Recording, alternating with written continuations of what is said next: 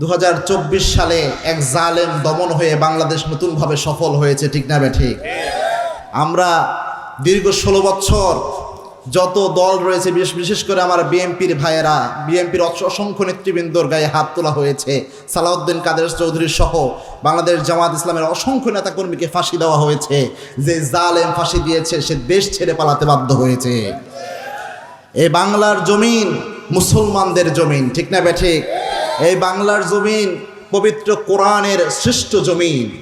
পৃথিবীর কোনো দেশে এইভাবে এত সুন্দরভাবে আলোচনা হয় না, কোরআনের তাফসীর হয় না, যেটা হয় আল্লাহর এই জমিন বাংলাদেশে। সুবহানাল্লাহ বলেন।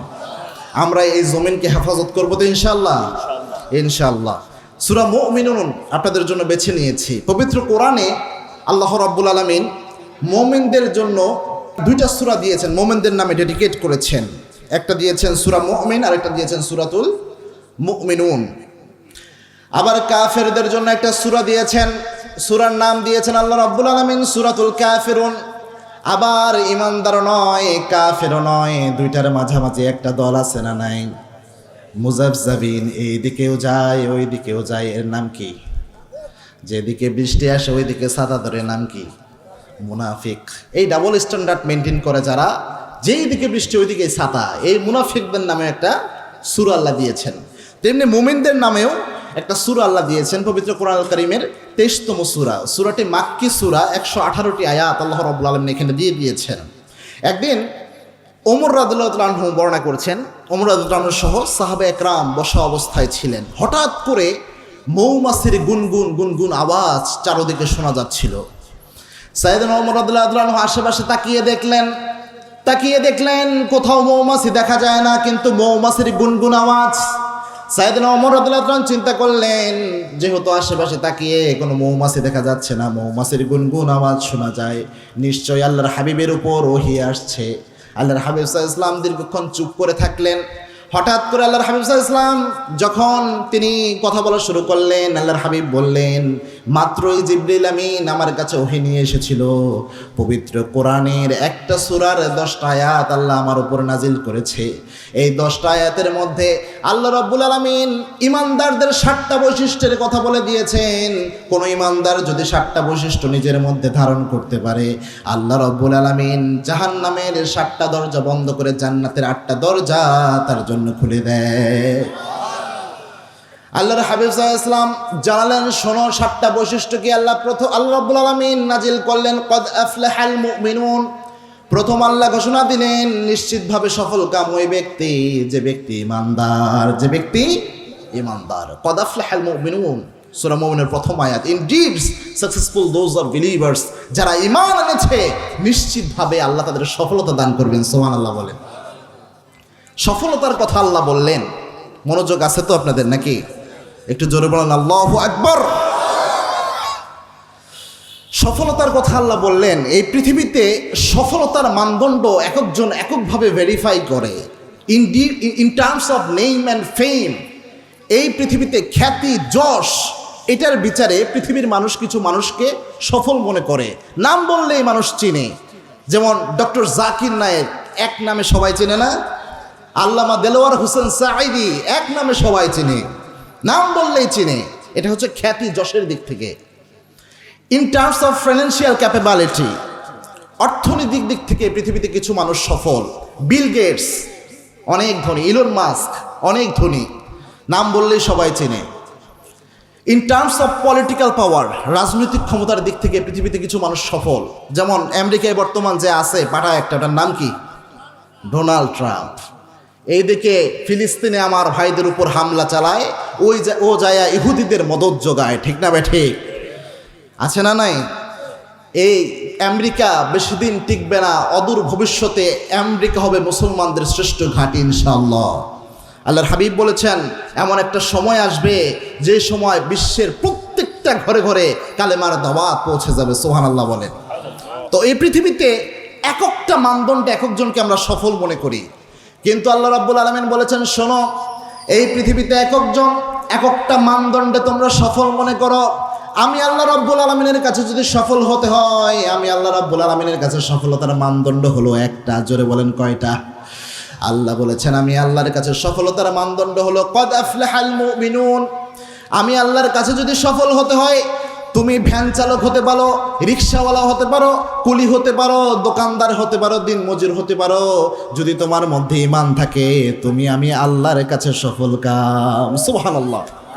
আর আপনার কাছে পলিটিক্যাল পাওয়ার আছে, ক্ষমতা আছে, টাকা আছে, সব আছে, বাট আপনার কাছে ঈমান নাই, আপনি আল্লাহর কাছে সফল হতে পারবেন না। এই জন্য সফলতার একমাত্র মানদণ্ড হচ্ছে ঈমান। একমাত্র মানদণ্ড কি? ঈমান। এখন আপনারা বলতে পারেন হুজুর ঈমানদার তো আমরা সবাই, জন্মের পরেই আমরা বলেছি লা ইলাহা ইল্লাল্লাহু মুহাম্মাদুর, এখন শুধু চেলচেলায় জান্নাতে যাওয়ার পালা। ব্যাপারটি অত সহজ নয়। ঈমানের জন্য কন্ডিশন হলো তিনটা। জোরে বলেন কয়টা? এক নাম্বার কন্ডিশন হচ্ছে ইকরার বিল লিসান। আপনি যখন বলবেন আপনি ঈমানদার, তখন প্রথম আপনাকে স্বীকারোক্তি দিতে হবে আপনি আল্লাহ রাব্বুল আলামিন যা বিধান নাজিল করেছেন সবগুলোর উপর আপনি ঈমান এনেছেন। সুবহানাল্লাহ বলেন। যেরকম স্বীকারোক্তি দিয়েছেন সাইয়েদনা ওমর রাদিয়াল্লাহু আনহু। সাইয়েদনা ওমর রাদিয়াল্লাহু আনহু যখন প্রথম ইসলাম গ্রহণ করেন, আল্লাহর হাবিব সাল্লাল্লাহু আলাইহি ওয়াসাল্লামকে বললেন ইয়া রাসূলুল্লাহ আলাসনা আলাল হক, আমরা কি সত্যের উপর নাই? আল্লাহর হাবিব বললেন হ্যাঁ ওমর, আমরা সত্যের উপর আছি। আল্লাহর হাবিব সাল্লাল্লাহু আলাইহি ওয়াসাল্লামকে ওমর বললেন ইয়া রাসূলুল্লাহ আপনি কি সত্য নবী নয়?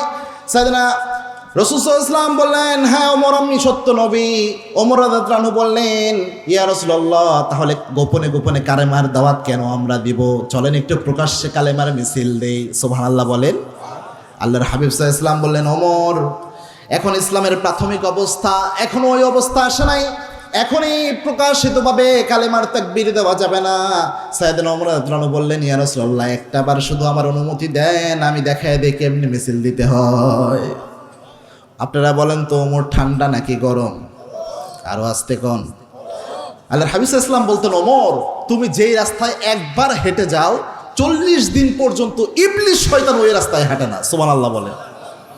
আল্লাহর হাবিব সাল্লাল্লাহু আলাইহি ওয়াসাল্লামের শ্রেষ্ঠ সাহাবী ওমর রাদিয়াল্লাহু আনহু এতটা রাগী ছিলেন, 2 আঙ্গুল দিয়ে কাফেরদের উঠিয়ে কপাল দিয়ে বাড়ি মারতে পারতেন, এত শক্তিশালী ছিলেন। সুবহানাল্লাহ বলেন। আল্লাহর হাবিব বললেন যাও ওমর তোমাকে অনুমতি দিলাম। সুবহানাল্লাহ বলেন। দেখেন ঈমানের 1 নম্বর শর্ত যে প্রকাশ্যে কালেমার ঘোষণা দেওয়া। কিভাবে ঘোষণা দিয়েছেন সাইয়েদনা ওমর একটু মনোযোগ দেন। ওমর রাদিয়াল্লাহু আনহু তিনি যখন মিছিল বের করলেন 11 জন সাহাবীকে নিলেন মিছিলের জন্য। প্রথম কাতারে থাকলেন 5 জন, দ্বিতীয় কাতারে দিলেন 6 জনকে। প্রথম কাতারে তিনি লিডার থাকলেন, মিছিল বের করলেন, তাকবীর বলেন, তাকবীর লিল্লাহি তাকবীর। এগুলোই হচ্ছে মুসলমানদের আওয়াজ। যতদিন তাকবীর দিবেন ততদিন ইসলাম এবং মুসলমানরা টিকে থাকবে। ঠিক না ভাই? ঠিক। যখন তাকবীর দেওয়া বন্ধ করবেন, তাকবীরের আওয়াজ যখন বাদ দিবেন, তখন থেকেই দেখবেন জালেমরা মাথাচাড়া দিয়ে উঠবে। এজন্য তাকবীর দিবেন। সাইয়েদনা ওমর রাদিয়াল্লাহু আনহু তাকবীর দিলেন। আবু জেহেল, উতবা, শাইবা, মুগীরা সব বের হয়ে আসলো। কার বাপের বেটার এত বড় বুকের বাটা মক্কার জমিনে কালেমার তাকবীর দেয়, কালেমার মিছিল দেয়, বের হয়ে দেখে সামনে দাঁড়ানো সাইয়েদনা ওমর। সুবহানাল্লাহ। সাইয়েদনা ওমরকে দেখে কাফেররা থরথর করে কাঁপা শুরু করলো। সাইয়েদনা ওমর রাদিয়াল্লাহু আনহু স্পষ্ট ঘোষণা দিলেন কেউ যদি চাও তার স্ত্রীকে বিধবা বানাবা, কেউ যদি চাও তার সন্তানকে ইয়াতিম বানাবা, কেউ যদি চাও তার মাকে সন্তান হারা বানাবা, আজকে আমি ওমর মিছিল দিচ্ছি, আমি ওমরের মিছিলের বিরোধিতা একটাবার শুধু করে দেখো। সুবহানাল্লাহ বলে। এরকম ওমর যদি একজন বাংলার জমিনে থাকতো, ইসলামকে নিয়ে কেউ ফাইজলামি করতে পারতো না। এরকম ওমর যদি একজন বাংলার জমিনে থাকতো, আল্লাহর দ্বীনকে নিয়ে কেউ ফাতরামি করতে পারতো? কি শব্দ চয়ন করে, চিন্তা করেছেন? শব্দ চয়ন আল্লাহর ব্যাপারে করতে করতে মুনাফিক শব্দ চয়ন করছে। চিন্তা করলেই আফসোস লাগে। যদি ইসলামের রাষ্ট্র ব্যবস্থা থাকতো গর্দান উড়িয়ে দেওয়া হতো। ঠিক না ব্যাঠে? রসুলকে নিয়ে কটূক্তি করে, ইসলামকে নিয়ে করে, এরকম যত বাউল রয়েছে আল্লাহ রাব্বুল আলামিন তাদেরকে হেদায়েত দান করুন, আমরা পড়ি আমিন। আবার কিছু বুদ্ধিজীবী নামের বুদ্ধি প্রতিবন্ধী দেখে এদের পক্ষে অবস্থান নিয়েছে, আল্লাহ তাদেরও হেদায়েত দান করুন, আমরা পড়ি আমিন। ওমরের দরকার, আল্লাহ এমন ওমরের মতো সাহসিকতার নেতা আল্লাহ আমাদের দান করুন, আমরা পড়ি আমিন।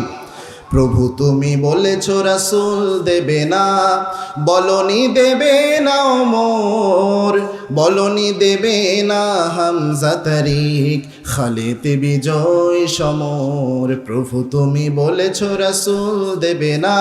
পড়ান আমিন, আরো জোর বলেন আমিন। এজন্যে সফলতার জন্য প্রথম মূল মন্ত্র হলো ঈমান। প্রথম কি? ঈমান। আর ঈমানের জন্য শর্ত হলো তিনটা। কয়টা? এক নাম্বার হচ্ছে মুখে স্বীকার করা। ঈমান আনার জন্য 2 নাম্বার কন্ডিশন হচ্ছে অন্তরে প্রবল বিশ্বাস করা, অন্তরে প্রবল বিশ্বাস করা। 3 নাম্বার কন্ডিশন হচ্ছে আপনি যা ঈমানের বিষয় রয়েছে সব কিছু আমলে বাস্তবায়নের জন্য সর্বাত্মক চেষ্টা করা। সুবহানাল্লাহ বলেন। আমলের বাস্তবায়ন আপনি করলেন না, শুধুমাত্র মুখ দিয়ে স্বীকার করলেন। আপনি মুখ দিয়ে কালেমার স্বীকৃতি দিলেন, মুখ দিয়ে আপনি তাওহীদের স্বীকৃতি দিলেন, মুখ দিয়ে আপনি আল্লাহ রাব্বুল আলামিনের যত বিধান রয়েছে সব কিছু বিশ্বাস করেছেন, এর স্বীকৃতি দিলেন, কিন্তু অন্তরে আপনার বিশ্বাস নাই, আপনি পরিপূর্ণ ঈমানদার হতে পারবেন? আবার অন্তরে বিশ্বাস করলেন কিন্তু আমল করার চেষ্টা করলেন না, তাও পরিপূর্ণ ঈমানদার হতে পারবেন? পারবেন? তাহলে ঈমানের জন্য আমরা শর্ত পেলাম এখানে 3টা। 1 নাম্বার পেলাম মুখে স্বীকৃতি, 2 নাম্বার হচ্ছে অন্তরে প্রবল বিশ্বাস, 3 নাম্বার হচ্ছে আমলে বাস্তবায়নের চেষ্টা করা। রাসূল সাল্লাল্লাহু আলাইহি ওয়াসাল্লামের পিছনে একজন লোক ছিলেন, তার নাম ছিল আব্দুল্লাহ বিন উবাই বিন সুলুল। কি নাম ছিল প্রিয় ভাইরা?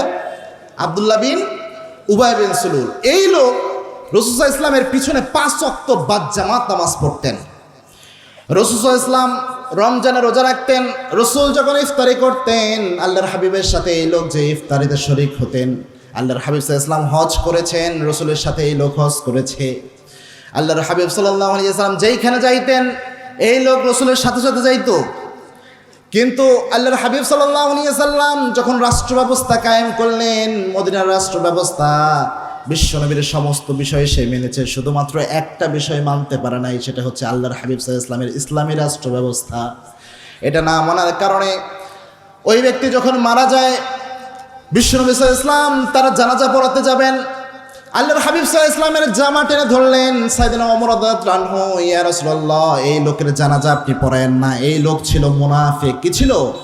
মুনাফিক। আল্লাহর হাবিব সাল্লাল্লাহু আলাইহি ওয়াসাল্লাম ছিলেন রহমতের নবী। আল্লাহর হাবিব বললেন, আখতারনি আল্লাহ, আমার আল্লাহ আমার ইখতিয়ার দিয়েছেন, এখনো তো নিষেধ করেন নাই।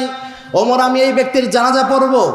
আল্লাহর হাবিব সাল্লাল্লাহু আলাইহি ওয়াসাল্লাম এই মুনাফিকদের সর্দার আব্দুল্লাহ বিন উবাই বিন সুলুলের জানাজা পড়লেন। লম্বা জানাজা তার জন্য পড়ালেন, নিজের জুব্বা দিলেন তার কাফনের জন্য, নিজের মুখের লালা তার মুখের মধ্যে দিলেন। আল্লাহ রাব্বুল আলামিন কোরআনের আয়াত নাজিল করলেন, ও নবী, একবার নয় 2 বার নয়, ইন তাস্তাগফির লাহুম 70 মাররাহ, এই ব্যক্তির জন্য যদি আপনি 70 বার জানাজার নামাজ পড়ে আল্লাহর কাছে দোয়া করেন, আল্লাহ রাব্বুল আলামিন এই ব্যক্তিরে মাফ করবে না। কেননা এই ব্যক্তি আপনার সব বিষয় মেনেছে, আপনার সাথে নামাজ পড়েছে, আপনার সাথে রোজা রেখেছে, সব কিছু মেনেছে, কিন্তু আপনি যে ইসলামী রাষ্ট্র ব্যবস্থা কায়েম করেছেন, এই ইসলামী রাষ্ট্র ব্যবস্থার সাথে এই ব্যক্তি একমত ছিল না। আপনি ইসলাম ঈমানদার পরিপূর্ণ তখনই হতে পারবেন যখন আপনি আল্লাহর দেওয়া সমস্ত বিধানের সাথে একমত করবেন। যখন আপনি শুধু নামাজ মানলেন, রোজা মানলেন, হজ মানলেন, যাকাত মানলেন, কিন্তু আল্লাহ রাব্বুল আলামিন যে অর্থনীতি দিয়েছেন, যে সমাজনীতি দিয়েছেন, এটার সাথে যদি আপনি একমত না থাকেন, আপনার ঈমান পরিপূর্ণ ঈমান হতে পারে না। আল্লাহ কোরআনে সুস্পষ্ট বলেছেন, আফাতুমিনুনা বিবাদিল কিতাব ওয়া তাকফুরুনা বিবাদ, তোমরা কি আল্লাহর কোরআনের কিছু অংশ মানবা আর কিছু অংশকে অস্বীকার করবা? এরকম খাসলত যদি তোমাদের থাকে শুনে রাখো, উলাইকা হুম কাফিরুনা হাক্কা, এরকম যারা করে শুধুমাত্র নামাজের বিধান মানে, রোজার বিধান, হজের বিধান মানে, যেগুলো সুবিধা হয় ওই বিধানগুলো মানে, যেই জায়গায় অসুবিধা হয় ওই বিধান মানে না। আল্লাহ বলছেন উলাইকা হুম কাফিরুনা হাক্কা, এরা হচ্ছে নির্ভেজাল কাফের। নাউজুবিল্লাহ বলেন। সুতরাং ঈমান আনার জন্য কন্ডিশন হলো 3টার মধ্যে সর্বশ্রেষ্ঠ কন্ডিশন হচ্ছে আল্লাহর যত বিধান আল্লাহ নাজিল করেছেন, একটা মানবেন আরেকটা মানবেন না, এই সুযোগ আপনার নাই। আছে? আচ্ছা বলেন তো, মুসলিম শব্দের অর্থ কি বলেন তো দেখি? ইসলাম মানে কি এটা বলেন? ইসলাম মানে শান্তি। তাহলে সালাম মানে কি? সালাম মানে হচ্ছে শান্তি, আসসালামু আলাইকুম। আর যখন ইসলাম, এটা বাবি ইফআল থেকে এসেছে, ইসলাম মানে হচ্ছে আত্মসমর্পণ করা। ইসলাম মানে কি? আর মুসলিম মানে হচ্ছে আত্মসমর্পণকারী। মুসলিম মানে আপনি যখনই লা ইলাহা ইল্লাল্লাহ পড়ে এই ঈমান এনেছেন, তখন আপনার ব্যক্তিগত কোনো স্বাধীনতা নাই, আপনার ব্যক্তিগত কোনো পরিবার নীতি নাই, ব্যক্তিগত কোনো অর্থনীতি নাই, ব্যক্তিগত কোনো সমাজনীতি নাই, ব্যক্তিগত কোনো রাষ্ট্রনীতি নাই, একমাত্র কারটা ছাড়া, বলেন তো, আল্লাহরটা ছাড়া। আপনি আল্লাহর বিরুদ্ধে যায় এমন কোনো কিছু পরিচালনা করতে পারবেন না। এটাই হচ্ছে ইমানের শর্ত। তো আল্লাহ এটাই বলেছেন, কদ আফলাহাল মুমিনুন, নিশ্চিতভাবে সফল কাম তারা হবে যারা ঈমান এনেছে। সুবহানাল্লাহ বলেন। এখন ঈমানদার হতে হলে বৈশিষ্ট্য কি? আল্লাহ রাব্বুল আলামিন এখানে দিয়ে দিয়েছেন। প্রথম বৈশিষ্ট্য আল্লাহ রাব্বুল আলামিন দিয়েছেন, ঈমানদার যদি হতে চাও, ঈমানদারের জন্য সর্বপ্রথম যে বৈশিষ্ট্য, আল্লাযীনা হুম ফি সলাতিহিম খাশিউন, যারা ঈমানদার হবে তাদের প্রথম যে গুণ হবে, তারা খুশু খুজুর সাথে 5 ওয়াক্ত নামাজ আদায় করবে। সুবহানাল্লাহ বলে। খুশু খুজু কাকে বলে? এক লোক এশার নামাজে দাঁড়াইছে। কোন নামাজ? আরো আসতে বলেন, কোন নামাজ? এশার নামাজ। ধরেন আপনাদের বাজারে দোকান করে ওই লোক এশার নামাজে দাঁড়াইছে। দাঁড়িয়ে ওই দিন এশার নামাজে ইমাম সাহেব 3 রাকাত নামাজ পড়ে সালাম ফিরিয়ে ফেলেছে। এশার নামাজ কয় রাকাত ভাই? 4 রাকাত। ইমাম সাহেবের পিছনে যত মুসল্লি ছিল, পাক্কা মুসল্লি যারা, কেউ মনোযোগ দেয় নাই যে আজকে ইমাম সাহেব 3 রাকাত নামাজ পড়াইছে। ওই লোক লোকমা দিয়ে বসছে, কিন্তু ইমাম সাহেব সালাম ফিরিয়ে ফেলছে। এখন ইমাম সাহেবকে ওই লোক বলছে, হুজুর আজকে আপনি 3 রাকাত নামাজ পড়াইয়া সালাম ফিরাইছেন। ইমাম সাহেব বলছে, আমার তো মনে হচ্ছে আমি 4 রাকাত পড়াইছি। পিছনের যারা আছে ওরাও বলতেছে, আমাদেরও মনে হচ্ছে 4 রাকাত পড়াইছে না ইমাম সাহেব। তোমার কেন 3 রাকাত মনে হলো, এটা তুমি বলো। ওই দোকানদার ভাই তখন বলতেছেন যে, হুজুর, ইমাম সাহেব, আমার বাজারে 4টা দোকান আছে। কয়টা? আমি সকালবেলা থেকে ফজরের নামাজ পড়ে ব্যবসা শুরু করি, সকাল থেকে এশার নামাজের আগ পর্যন্ত আমি দোকান করি। এই দোকানে আমার যা হিসাব হয়, আমি এশার 4 রাকাত নামাজে 4 দোকানের হিসাব মিলাই। আজকে আমি 3টা দোকানের হিসাব যখন মিলাইছি, আপনি নামাজের সালাম ফিরাইছেন, বোঝা গেল আপনি আজকে 3 রাকাত নামাজ পড়াইছেন। আচ্ছা বলেন তো, এই নামাজ কি খুশু খুজুর নামাজ? হ্যাঁ, খুশু খুজুর নামাজ কাকে বলে? খুশু খুজু মানে হচ্ছে স্থিরতা, দৃঢ়তা। সাইয়েদনা আলী রাদিয়াল্লাহু তাআলা আনহু একবার পায়ের মধ্যে তীরবিদ্ধ হয়েছিল এক যুদ্ধের মধ্যে। যখন এই সাইয়েদনা আলী রাদিয়াল্লাহু তাআলা আনহুর পায়ের তীর খুলতে যায়, সাইয়েদনা আলী রাদিয়াল্লাহু তাআলা আনহু চিৎকার করে ওঠেন ব্যথায়। সাহাবা একরাম অনেকভাবে চেষ্টা করলেন। অবশেষে সাইয়েদনা আলী রাদিয়াল্লাহু তাআলা আনহু যখন ঘুমাইলেন, ঘুমন্ত অবস্থায় সাইয়েদনা আলী রাদিয়াল্লাহু তাআলা আনহু তীর যখন টান দিতে গিয়েছে, আবার আলী রাদিয়াল্লাহু তাআলা আনহু চিৎকার করে উঠেছে। কোনোভাবেই তীরটা খুলতে পারে না। আল্লাহর হাবিব সাল্লাল্লাহু আলাইহি ওয়াসাল্লাম পরামর্শ দিলেন, আমার আলী যখন নামাজে দাঁড়াবে, আমার আলী যখন নামাজে দাঁড়ায়, তখন যাবা, তখন যে তার পায়ের তীরটা তোমরা খুলবা, তার পায়ের তীর যদি তখন খুলতে পারো, সে বুঝতে পারবে না। সুবহানাল্লাহ বলেন। ঠিকই সাইয়েদনা আলী রাদিয়াল্লাহু আনহু যখন নামাজে দাঁড়ালেন, সাহাবা একরাম পিছন থেকে গেলেন যে আলী রাদিয়াল্লাহু আনহুর পা থেকে তীর খুলে নিলেন। সাইয়েদনা আলী রাদিয়াল্লাহু আনহু টেরি পেলেন না। নামাজ শেষে দেখে রক্ত। বললেন, সাহাবীরা রক্ত কিসের? সাহাবা একরাম বললেন যে আপনার পা থেকে আমরা তীরটা খুলে ফেলেছি, আপনি কি একটুও টের পান নাই?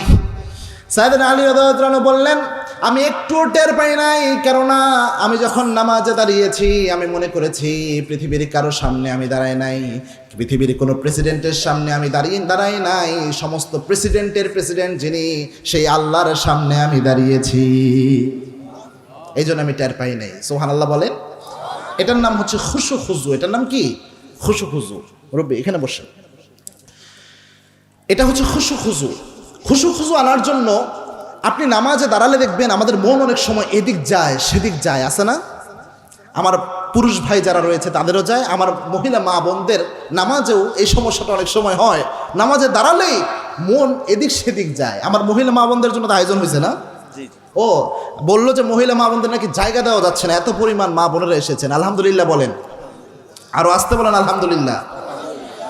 এই মা বোনরা এইভাবে রাত জেগে ওয়াজ শুনবে, ঘরের সব কাজ করবে, আর আপনারা যে মাঝে মাঝে মা বোনদেরকে কিলাবেন নাকি? হ্যাঁ, স্ত্রীকে মারা যাবে? আরো আসতে বলেন, মারা যাবে?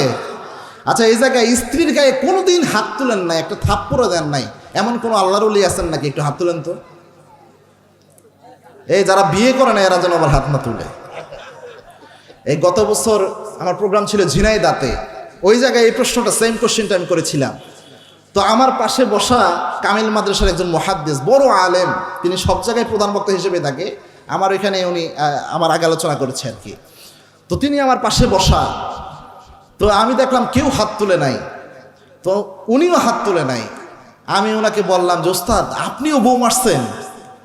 তো বলছে বাবা আপনি হয় বিয়ে করেন নাই না নতুন বিয়ে করছেন, এই জিনিস না মেরে থাকা যায় না। তো স্ত্রীর গায়ে আমরা হাত তুলবো না ইনশাল্লাহ বলেন। আল্লাহর হাবিব কি স্ত্রীর গায়ে হাত তুলতেন? আল্লাহর হাবিব বলতেন রিফকান বিল কাওয়ারির, নারীদের সাথে তোমরা কোমল আচরণ করো, সুবহানাল্লাহ বলেন। আবার আল্লাহর হাবিব বলতেন, যেহেতু মা বোনরা আছে একটু সাম্প্রতিক কথা বলি, আবার আল্লাহর হাবিব সাল্লাল্লাহু আলাইহি ওয়াসাল্লাম বলতেন লা তাসুব্বুল বানাত ফা ইন্নী আবুল বানাত, তোমরা দুনিয়ার কোনো মেয়ের গায়ে হাত দিও না, কেননা আমি নবী মুহাম্মদ সাল্লাল্লাহু আলাইহি ওয়াসাল্লাম মেয়ের বাবা। আল্লাহ রাব্বুল আলামিন যার উপর খুশি হয় তাকে আল্লাহ তিনটা জিনিস দান করে, জোরে বলেন কয়টা? আল্লাহর হাবিব বলেছেন কোন ব্যক্তির উপর যদি আল্লাহ রাব্বুল আলামিন খুশি হয়, এক নম্বরে আল্লাহ রাব্বুল আলামিন তাকে কন্যা সন্তান দিয়ে আল্লাহ তাকে খুশি করেন, সুবহানাল্লাহ। আবার আল্লাহর হাবিব সাল্লাল্লাহু আলাইহি ওয়াসাল্লাম বলেছেন যাকে আল্লাহ একটা কন্যা সন্তান দান করেছেন, ওই আব্বা ওই কন্যা সন্তানকে যদি সুন্দরভাবে লালন পালন করে ওই আব্বা জান্নাতি। কাউকে যদি আল্লাহ দুইটা কন্যা সন্তান দান করেন, সুন্দরভাবে লালন পালন করলে আনা ওয়া হুয়া কাহাতাইন, ওই আব্বা আম্মা এবং আমি নবী এইভাবে আল্লাহর জান্নাতে থাকবো, সুবহানাল্লাহ। এজন্যে মায়ের জাতি হচ্ছে সম্মানের জাতি, এদেরকে আদর করতে হয়। আল্লাহর হাবিব সাল্লাল্লাহু আলাইহি ওয়াসাল্লাম সবচেয়ে সফট আচরণ, নরম আচরণ স্ত্রীর সাথে করতেন, সুবহানাল্লাহ বলে। এজন্যে আমরা মায়েদের সাথে ভালো আচরণ করব। তো নামাজে দাঁড়ালেই মন এদিক সেদিক যায়, অনেক সময় হয় না ভাই? এটা চারটা বিষয় মাথায় রাখবেন, জীবনে নামাজে মনোযোগ এদিক সেদিক যাবে না। কয়টা? মন যদি এদিকে যাওয়াও ধরে আবার দেখবেন মন ফিরে আসবে ইনশাআল্লাহ, আল্লাহর সাহায্য আপনার উপর থাকবে। চারটা বিষয় মাথায় রেখে নামাজে দাঁড়ালে, এক নাম্বার, আপনি যখনই নামাজে দাঁড়াবেন আপনি এই মাইন্ডসেট আপনার মাথার মধ্যে এদিক সেদিক যাওয়া সম্ভব। এই জন্য এক নাম্বারে আপনি ভাববেন আল্লাহ আপনারা দেখছেন। দুই নাম্বার আপনি এটা মনে করবেন এই নামাজটাই আপনার জীবনের শেষ নামাজ। এই যে আজকে এশা যারা পড়েছেন কালকে ফজর পড়তে পারবেন এর কোনো গ্যারান্টি আছে? বাসায় যেতে যেতে হতে পারে মালাকাল মউত জান নিয়ে চলে যেতে পারে, পারে না? আবার রাতে ঘুমিয়ে আছেন, ঘুম থেকে জাগলেই ফজর, না জাগলেই কবর, কোনো গ্যারান্টি নাই লাইফের। এই জন্য নামাজে যখন দাঁড়াবেন মনে করবেন এই নামাজটাই আমার জীবনের সর্বশেষ নামাজ, তাহলে মনোযোগ কখনো এদিক সেদিক যাবে। তিন নাম্বার, আপনি যখন নামাজে সূরাগুলা পড়বেন কি পড়তেছেন এটার অর্থগুলো বোঝার চেষ্টা করবেন। এই যে সূরা ফাতিহায় কি পড়েন এটা বোঝার চেষ্টা করবেন। দোয়াগুলো যে পড়েন, রুকু সিজদা যে করেন, কি পড়তেছেন অর্থ বোঝার চেষ্টা করবেন, মনোযোগ এদেশে যাবে। চার নাম্বার হচ্ছে হৃদয় থেকে পড়ার চেষ্টা করবেন, কখনো মনোযোগ এদেশে দিক তাহলে যাবে। আল্লাহ আমাদের বোঝার তৌফিক দান করেন, আমরা প্রিয় আমিন। এই খুশুর সাথে নামাজ আদায় যদি করতে পারি তাহলে আল্লাহ রাব্বুল আলামিন ঈমানদারের যে প্রথম বৈশিষ্ট্য এটা আল্লাহ রাব্বুল আলামিন আমরা যে দিয়েছেন এটা আমরা কভার করতে পারলাম, এবং এই নামাজের মাধ্যমে এমন পুরস্কার আল্লাহ দান করবেন যা অন্য কোনো ইবাদতের মাধ্যমে নেওয়া সম্ভব। এবং কি আল্লাহর হাবিব জানিয়েছেন সিলসিলায়ে সহিহার বর্ণনা, আউয়ালু মা ইউহাসাবু বিহিল আবদু ইয়াউমাল কিয়ামাতি আস-সালাহ, কিয়ামতের এই কঠিন ময়দানে in the day of judgement আল্লাহ রাব্বুল আলামিন কোনো আমলের হিসাব আগে নেবেন না, প্রথম আল্লাহ নেবেন নামাজের হিসাব, সুবহানাল্লাহ। প্রথম নামাজের হিসাব, এই নামাজ এত গুরুত্বপূর্ণ। এজন্য আমরা 5 ওয়াক্ত নামাজ আদায় করব ইনশাআল্লাহ বলেন।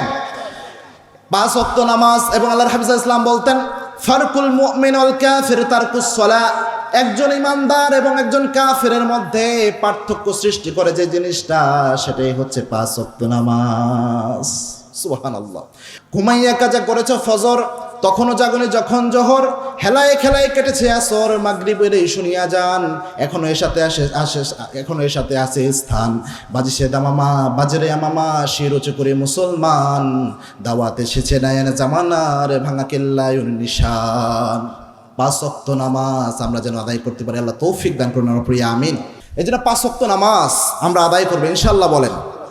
2 নাম্বার আল্লাহ রাব্বুল আলামিন যে বৈশিষ্ট্য দিলেন আল্লাযীনা হুম আনিল লাগবি মু'রিদুন, ঈমানদার যারা হবে তারা অনর্থক কথা, অনর্থক গান বাজনা এগুলো থেকে নিজেকে বিরত রাখবে।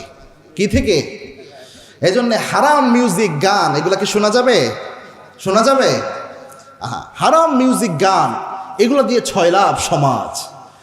কয় আমি একটা জিন্দা লাশ, কাটিস না রে জংলার বাস, আমার লাইগা 3.5 হাত কবর খুঁড়িস না, আমি পিরিতির নলে পোড়া। বলে না এটা? বলে কি না? এরকম বাউল গান। প্রথম লাইন দেখছেন, আমি একটা জিন্দা লাশ, কাটিস না রে জংলার বাস, মানে আমি জীবিত আছি, আমার লিগা জংলার বাস কাটিস না কবরের জন্য।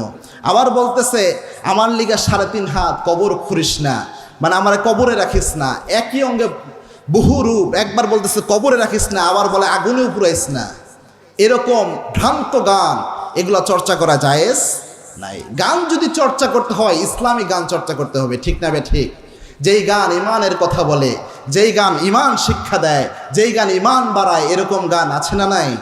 ইমানের পথে অবিচল থেকে আমার মরণ যেন হয়। পড়েন, ইমানের পথে অবিচল থেকে আমার মরণ যেন হয়। তোমারই কাছে মিনতি আমার, ও গো মহিম দয়াময়, ইমানের পথে অবিচল থেকে আমার মরণ যেন হয়। পড়েন আমিন। আল্লাহ আমাদের ইমানের উপর মৃত্যু দান করুন, আমরা পড়ি আমিন। আল্লাহ আমাদের শাহাদাতের মৃত্যু দান করুন, আমরা পড়ি আমিন। মরতেই হবে যখন শহীদি মরণ দিও আমাকে, শাহাদাতে জানি শুধুই জীবন, সে জীবন দিও আমাকে। মরতেই হবে যখন শহীদি মরণ দিও আমাকে, রোগে শোকে মরণ দিও না আমায়, বিপদে মুসিবতে নিও না আমায়, এমন মরণ দিও চোখ বুঝলেই যেন দেখি তোমাকে। মরতেই হবে যখন শহীদি মরণ দিও আমাকে। পড়েন আমিন। গান শুনতে হলে এগুলা গান শুনবেন, যে এই গানগুলো ইমানের শিক্ষা দেয়, ইসলামের শিক্ষা দেয়, ঠিক না ঠিক? এই জন্য আজে বাজে গান এগুলো হচ্ছে লাহুল হাদিস। এগুলোর ব্যাপারে আল্লাহ বলছেন আল্লাযীনা হুম আনিল লাহwi মুরিদুন, যারা অনর্থক বিষয় থেকে নিজেকে হেফাজত করে, এরাই হচ্ছে প্রকৃত ইমানদার। সুবহানাল্লাহ বলেন। এই জন্য ইমানদারদের জন্য আল্লাহ 2 নম্বর যে বৈশিষ্ট্য দিলেন অনর্থক কথা থেকে বেঁচে থাকা। 3 নম্বর আল্লাহ রাব্বুল আলামিন বললেন আল্লাযীনা হুম লিয-যাকাতি ফাঈলুন, যারা ইমানদার হবে তাদের 3 নম্বর যে বৈশিষ্ট্য হবে, তারা যাকাত আদায়ে সক্রিয় হবে। কি হবে? যাকাত আদায়ে তারা সক্রিয় হবে, যাকাত তারা আদায় করবে। যাকাত এমন গুরুত্বপূর্ণ বিষয়, সাইয়েদনা ওসমান রাদিয়াল্লাহু তাআলার শাসন আমল বা ওমর রাদিয়াল্লাহু তাআলার শাসন আমল, একবার এক লোক যাকাত দিবে, কাকে যাকাত দিবে খুঁজে পাচ্ছিল না। তিনি খুঁজতেছিলেন, মরুভূমিতে হাঁটতেছিলেন যে একজন ফকির বা মিসকিন পাওয়া যায় কিনা, আমার যাকাতটা আমি দিব। খুঁজতে খুঁজতে তিনি দেখলেন একটা জায়গায় একটা উস্কো চেহারার একজন লোক বসা। তিনি চিন্তা করলেন হয়তো ইনি দরিদ্র মানুষ, অসহায় মানুষ, আমার যাকাতটা এই ব্যক্তিকে দেই। ইসলামী রাষ্ট্র ব্যবস্থা তখন। ওই ব্যক্তি গেলেন, যে বললেন ভাই আমি কয়েকদিন যাবৎ ঘুরতেছি, আমার যাকাতের টাকাটা কাকে দিব, এরকম কোনো ফকির মিসকিন আমি খুঁজে পাচ্ছি না, মোটামুটি সবাই ধনাঢ্য অবস্থায় চলে গিয়েছে। ভাই আপনি আমার যাকাতের টাকাটা নেন, টাকাটা নিয়ে আমার একটু উদ্ধার করেন। সুবহানাল্লাহ বলেন। ওই লোক বলছেন ভাই আপনি একটু হুশ করে বললেন, আপনি যেই কয়দিন থেকে যাকাতের টাকা নিয়ে ঘুরতেছেন তার থেকে বেশি দিন থেকে আমি যাকাতের টাকা নিয়ে ঘুরতেছি, কার কাছে যাকাতের টাকা দিব, এই জন্য আমার চেহারার এই অবস্থা। সুবহানাল্লাহ বলেন।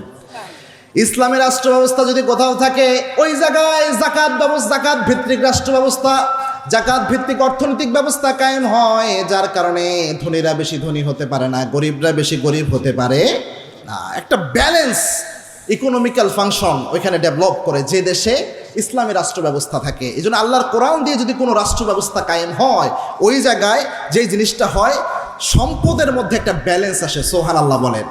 যারা ইসলামিক ইকোনমিক্স এবং বর্তমান যে সমসাময়িক যে ইকোনমিক্স অর্থনীতি ব্যবস্থা এটার উপর যারা গবেষণা করেছে তারা দেখেছে বাংলাদেশে যদি শুধুমাত্র জাকাত নেওয়া হয়, যারা ধনী মানুষ আছে শিল্পপতি রয়েছে, এই জাকাতের টাকাটা যদি শুধু নেওয়া হয়, প্রতি বছর বাংলাদেশের জাকাত ফান্ডে 25,000 কোটি টাকা জমা হবে। সুবহানাল্লাহ বলেন।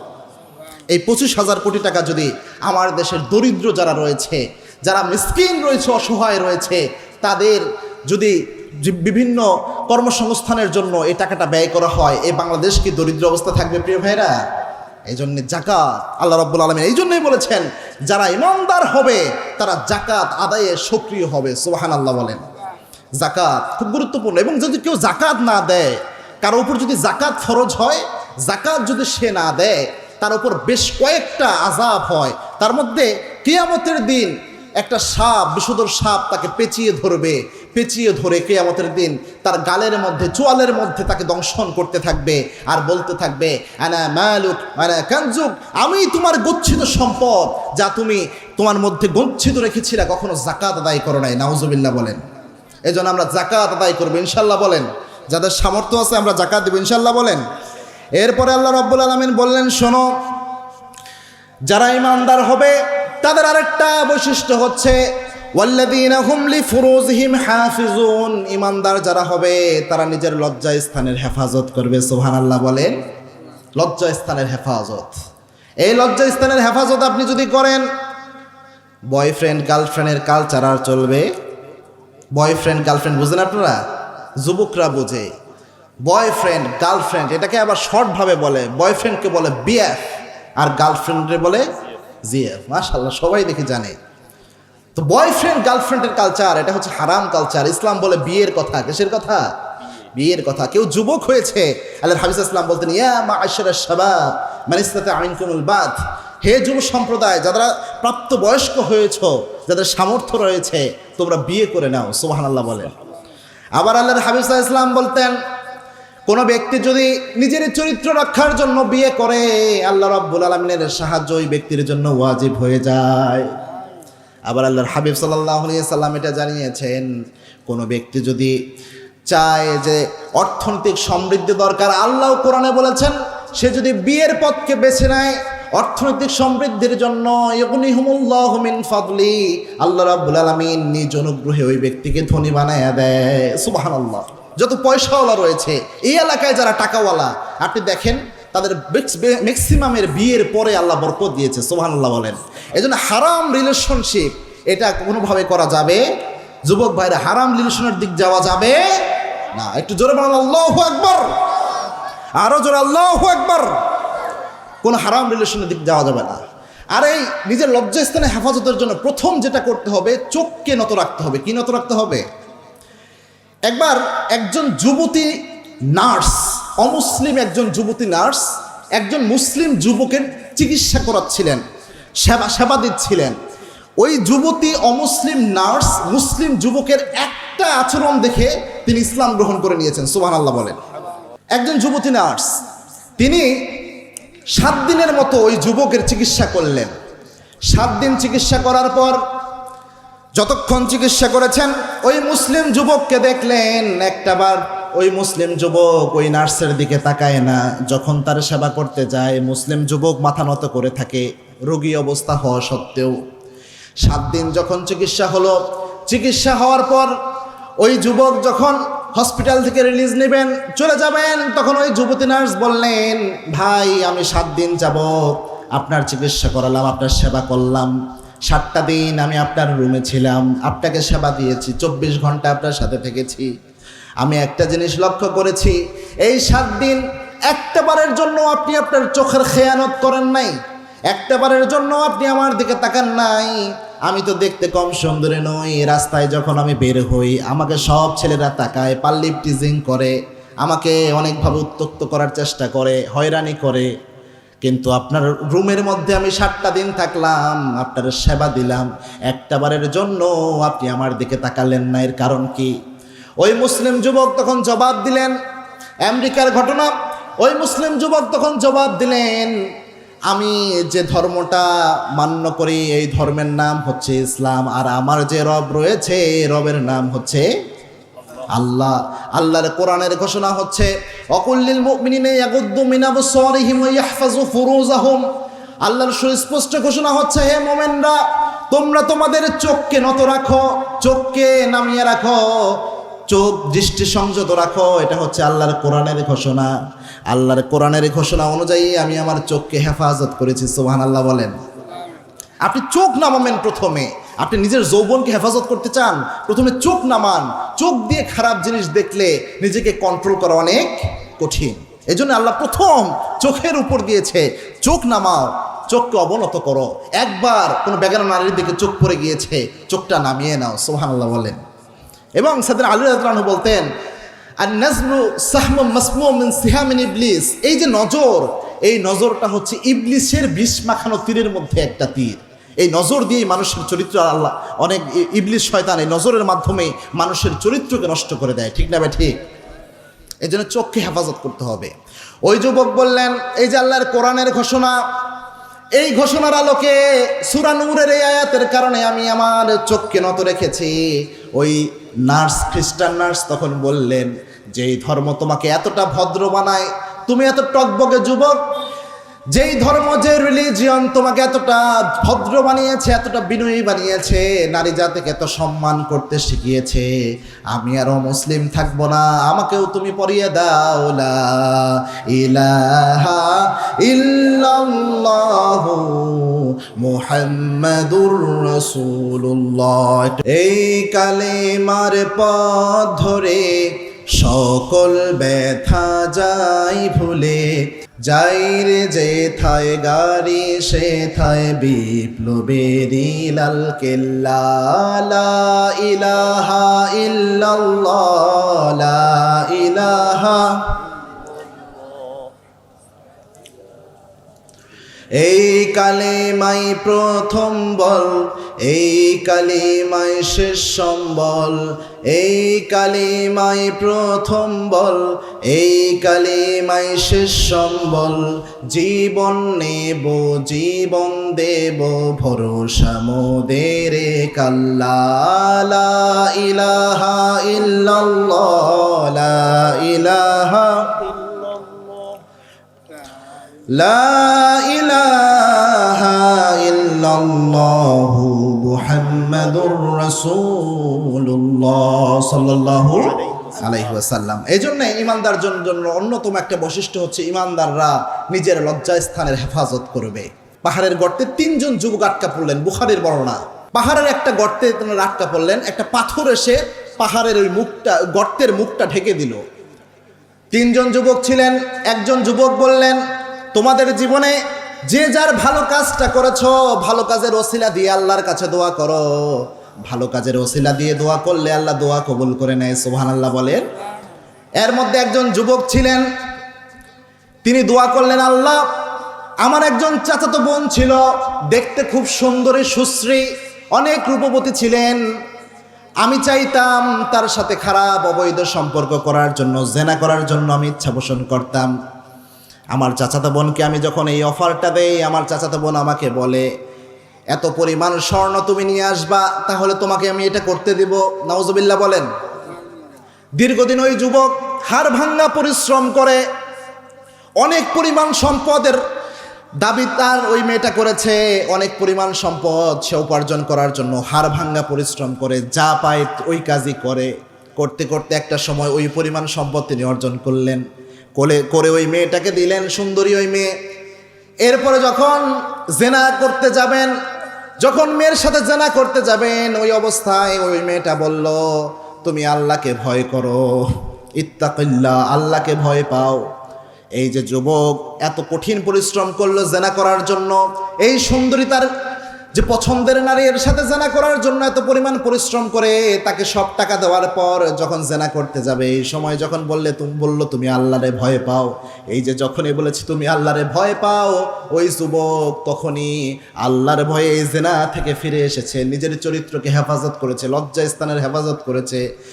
এটা দিয়ে আল্লাহর কাছে ওই যুবক তখন দোয়া করলেন, আল্লাহ, আজকে আমি এই পাহাড়ের গর্তের মধ্যে আটকে গিয়েছি, পাথর এসে আমাদের গর্তের মুখ ঢেকে দিয়েছে। আল্লাহ, বাঁচানোর কেউ নাই, আশেপাশে কোনো মানুষ নাই, আল্লাহ আপনি যদি আমার ওই কাজটা, ওই দিনের ওই আমলটা আপনি যদি পছন্দ করেন, যদি মনে করেন ওটা আপনার ভয়ে করেছিলাম, আল্লাহ এই কঠিন মুহূর্তে আপনি আমারে বাঁচায়া দেন। বলার সাথে সাথে অটোমেটিক্যালি আল্লাহর সেলায় ওই গর্তের মধ্যে যে পাথরটা পড়েছিল পাথরটা সরে গেল। সুবহানাল্লাহ। এই যে নিজেকে হেফাজতের ফজিলত আল্লাহ দান করলেন। আবার আল্লাহর হাবিব সাল্লাল্লাহু আলাইহি ওয়াসাল্লাম জানিয়েছেন, দুই শ্রেণীর যুবক রয়েছে, দুই শ্রেণীর যুবক এবং যুবতীদেরকে আল্লাহ রাব্বুল আলামিন in the day of judgment, কিয়ামতের ওই কঠিন ময়দানে আরশের ছায়ার নিচে ছায়া দান করবেন। ইয়াউমা লা জিল্লা ইল্লা জিল্লু, যেদিন কোনো ছায়া থাকবে। এত উত্তপ্ত ময়দান হবে, মানুষের মাথার উপর সূর্য থাকবে, সূর্যের প্রচণ্ড তাপে মানুষের মাথার মগজ টকবক টকবক করতে থাকবে। মানুষ ঘামতে শুরু করবেন, কারো ঘাম হবে বুক বরাবর, কারো ঘাম হবে গলা বরাবর, কারো ঘাম হবে তার নাক বরাবর। এক একজনের অপরাধ অনুযায়ী এক একজনের ঘাম ছড়তে থাকবে। কিয়ামতের এই কঠিন ময়দান, ওই সময় দুই শ্রেণীর যুবককে আল্লাহ রাব্বুল আলামিন আরশের ছায়ার নিচে আল্লাহ রাব্বুল আলামিন স্পেশালি ছায়া দান করবেন। তার মধ্যে এক ধরনের যুবক হলো ওই যুবক যেই যুবকের কোনো সুন্দরী বলে চলো জেনা করি, খারাপ কাজ করি, হারাম রিলেশন করি, কিন্তু ওই যুবক তখন বলে এটা আমি করতে পারবো না। ইন্নী আখাফুল্লাহ, আমি আমার আল্লাহরে সবচেয়ে বেশি ভয় পাই। সুবহানাল্লাহ বলেন। এই নিজেকে হেফাজত, এই আল্লাহর ভয়ে নিজেকে হেফাজত যদি কেউ করতে পারে সেই হচ্ছে সত্যিকারের ইমানদার। সুবহানাল্লাহ বলেন। আল্লাহ এটা বলে দিলেন। এরপরে আল্লাহ রাব্বুল আলামিন যে জিনিসটা বলেন সেটা হচ্ছে, এরপরে হচ্ছে যারা ওয়াদার ব্যাপারে সতর্ক হয়। কিসের ব্যাপারে? ওয়াদার ব্যাপারে সতর্ক হয়, আমানতের ব্যাপারে সতর্ক হয়, এদেরকে আরশের ছায়ার নিচে ছায়া দান করবেন এবং জান্নাতুল ফেরদাউস দান করবেন কে? আমানতের হেফাজত করে যারা। যেই নেতা নেতৃত্ব দেওয়ার ক্ষেত্রে আমানতের হেফাজত করে। একবার ওসমান রাদিয়াল্লাহু আনহু তখন প্রায় অর্ধ পৃথিবীর কাছাকাছি এরকম জায়গার তিনি খলিফা, তখন শাসক ওসমান রাদিয়াল্লাহু আনহু। ওই সময় ওসমান রাদিয়াল্লাহু আনহুর সময় তিনি যখনই যে কোনো কিছু হতো, ছোট্ট জিনিসও যদি পড়ে যেত তার কোষাগার থেকে, তিনি ওটাকে হেফাজত করতেন। ছোট্ট কোনো জিনিস একদিকে নিয়ে চলে যাচ্ছে বা বাতাসে তুলা উড়িয়ে নিয়ে যাচ্ছে, তিনি ওটাকে হেফাজত করতেন। রসুলের জামানায় একবার এক ঘটনা ঘটেছে। আল্লাহর হাবিবের জামানায় রসুলের দরবারে একজন ফকির আসছে। আমাদের অনেক সময় আসে না, অনেক ফকির আসে না, মিসকিন। রসুলের ঘরে আসছে, এসে বলছে ইয়া রাসূলুল্লাহ আমাকে কিছু দেন। আল্লাহর হাবিব সাল্লাল্লাহু আলাইহি ওয়াসাল্লাম বললেন আমার কাছে তো এখন দেওয়ার মতো কিছু নাই, আমার সাহাবী আছে জামাতা ওসমান রাদিয়াল্লাহু আনহু, তুমি তার কাছে যাও, সে তোমাকে দিবে। ওই ফকির ওসমান রাদিয়াল্লাহু আনহুর কাছে গেলেন, যে দেখেন ওসমান রাদিয়াল্লাহু আনহুর সামনে থেকে বাতাস তুলা উড়াইয়া নিয়ে যায়। ওসমান রাদিয়াল্লাহু আনহু ওই তুলাটা ধরে আবার বস্তার মধ্যে রাখে। পিঁপড়া এসে বস্তা থেকে চাল নিয়ে যায়, ওসমান রাদিয়াল্লাহু আনহু পিঁপড়ার মুখ থেকে চাল নিয়ে আবার বস্তার মধ্যে রাখে।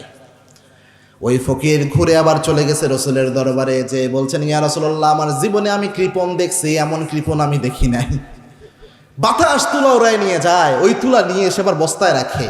পিঁপড়া চাল নিয়ে যায়, ওই চাল আবার সে বস্তার মধ্যে রাখে। এই লোক আমাকে দিবে। আবার ওই লোক রাসূল সাল্লাল্লাহু আলাইহি ওয়াসাল্লামের কাছে এসে চেয়েছিল একটা উট। কি চেয়েছিল? উট চেয়েছে। আপনার কাছে এসে যদি কোনো ফকির গরু চায় আপনি কি করবেন বলেন তো? দৌড়ানি দেওয়া ছাড়া উপায় আছে? রসুলের কাছে উট চেয়েছে, রাসূল ইসলাম পাঠিয়েছেন ওসমান রাদিয়াল্লাহু আনহুর কাছে। আবার রসুল বললেন যাও, যে আমার সালাম দাও, সালাম দিয়ে উট চাও, উট দিয়ে দিবে।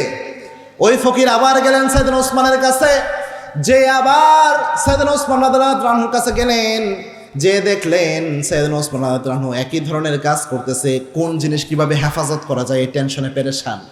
ওই ফকির আবার চলে যাওয়া ধরছে। ওই ফকিরকে ডাক দিলেন সাইয়েদনা ওসমান, বলল এদিকে আসো, তুমি বারবার আসো আবার চলে যাও কেন? বলো কি বলতে চাও? বলছে আমাকে যিনি পাঠিয়েছেন তিনি হচ্ছেন মুহাম্মদ সাল্লাল্লাহু।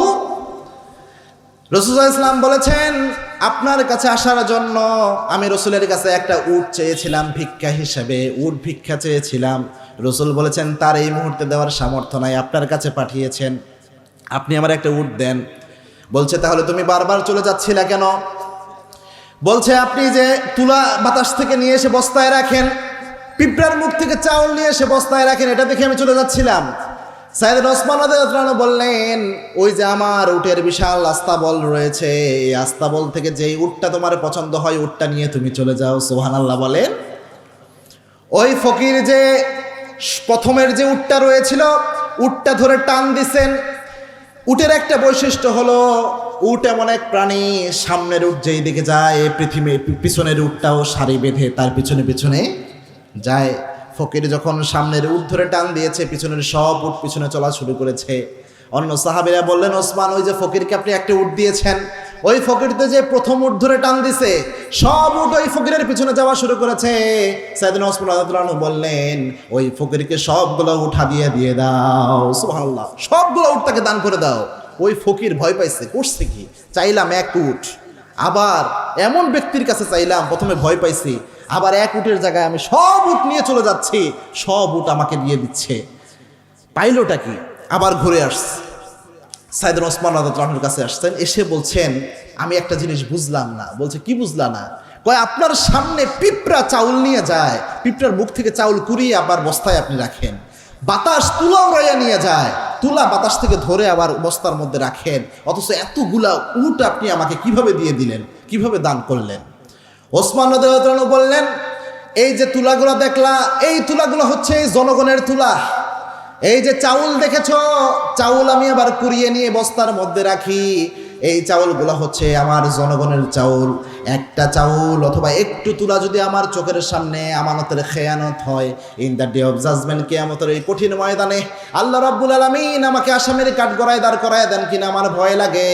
এই জন্য জনগণের সম্পদ রক্ষণাবেক্ষণের জন্য আমি এই কাজটা করেছি। আর তোমাকে যে উটগুলা দান করেছি সবগুলা উট আমার নিজস্ব উট। তুমি আমার কাছে উট চেয়েছ, আল্লাহর রাস্তায় যত দান করা হয় আল্লাহ তত সম্পদ বাড়ায়া দেয়।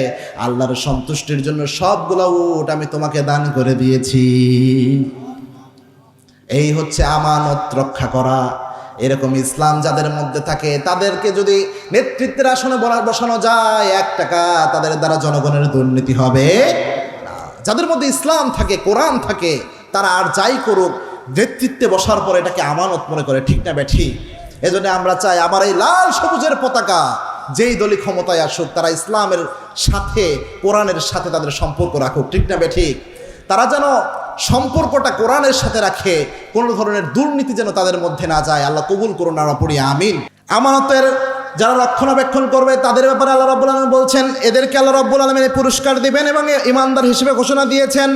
এবং কি আল্লাহ রাব্বুল আলামিন জানিয়েছেন, সর্বশেষ আল্লাহ বলছেন, আল্লাযীনা হুম আলা সালাওয়াতিহিম ইউহাফিজুন। আবার নামাজের কথা আল্লাহ বললেন, 7 নাম্বার গুণ আবার নামাজের কথা আল্লাহ বললেন। যারা নামাজকে হেফাজত করবে তাদেরকে আল্লাহ রাব্বুল আলামিন জান্নাতুল ফেরদাউসের ওয়ারিস বানায়া দিবে। সুবহানাল্লাহ। সর্বশেষ আবার নামাজের হেফাজত, এটা কেন বললেন? জাহান্নাম থেকে জান্নাতে আল্লাহ যাদেরকে পাঠাবেন, সর্বশেষ যে ব্যক্তিটাকে আল্লাহ জাহান্নাম থেকে নিয়ে জান্নাতে পাঠাবেন, এই ব্যক্তিটার ঘটনা বলে ইনশাল্লাহ আমরা মনোজাত করে দিচ্ছি, যেহেতু আমাদের আলোচনা মোটামুটি শেষ। সর্বশেষ যে ব্যক্তিকে জাহান্নাম থেকে জান্নাতে পাঠাবেন, খুব মজার চমৎকার একটি ঘটনা। ওই ব্যক্তি তার জীবনে সেজদা দিছে মাত্র একটা। চিল্লায় বলেন তো কয়টা? একটা। বুখারীর হাদিস। একটা সেজদা তার জীবনে সে দিয়েছে। দীর্ঘদিন জাহান্নামের আগুনে সে ঝলসে পুড়ে অঙ্গার, শরীরে কিচ্ছু নাই, সব তামা হয়ে গেছে। আল্লাহ রাব্বুল আলামিন জিবরিল আমিনকে বলবেন, ও জিবরিল দেখো তো কোনো বান্দা এমন আছে কিনা জান্নাতে যাওয়ার উপযুক্ত, দেখো তো এমন কেউ আছে কিনা। জিবরিল আমিন বলবেন, আল্লাহ রাব্বুল আলামিন আপনার একজন গোলাম রয়েছে বনি ইসরাইলের, ওই গোলাম তার জীবনে মাত্র একটা সেজদা দিয়েছে, ওই সেজদাটা আপনি কবুল করেছিলেন, ওই গোলামটা রয়েছে। আল্লাহ রাব্বুল আলামিন বলবেন, যা ওই গোলামটাকে আমার সামনে নিয়ে আসো। সুবহানাল্লাহ বলেন। ওই গোলামটাকে যখন আল্লাহর সামনে নিয়ে আসা হবে, আল্লাহ বলবেন, গোলাম তুমি তোমার জীবদ্দশায় একটা মাত্র সেজদা দিয়েছ, এই একটা সেজদার বিনিময়ে তুমি আমার কাছে কি চাও? ওই গোলাম তখন বলবেন, আল্লাহ যেহেতু একটা সেজদা দিয়েছি, চাওয়ার তো তেমন কিছু নাই, তবে আমি আপনার কাছে একটা জিনিস চেয়ে নিতে চাই। বলছে, কি চাও? ওই গোলাম বলবে, আল্লাহ আমি চাই আপনি আমার আর জাহান্নামে রাখিয়েন না, এই জাহান্নামের আযাব আমি সহ্য করতে পারি না। আল্লাহ আপনি আমার জাহান্নাম থেকে বের করে জান্নাতে দেওয়ার দরকার নাই, আপনি শুধু আমার একটু জাহান্নামের বাহিরে রাখেন, কেননা জাহান্নামের আযাব সহ্য করা সম্ভব নয়। আল্লাহ বললেন ঠিক আছে, যেহেতু তুই একটা সেজদা দিয়েছিস, তোকে আর জাহান্নামে আমি রাখবো না। আমি তোর একটা সেজদাই কবুল করেছিলাম, যা তোকে আমি জাহান্নাম থেকে বের করে জাহান্নামের সামনে রাখলাম, তবে এরপরে আর কিছু চাবি না। ঠিক আছে।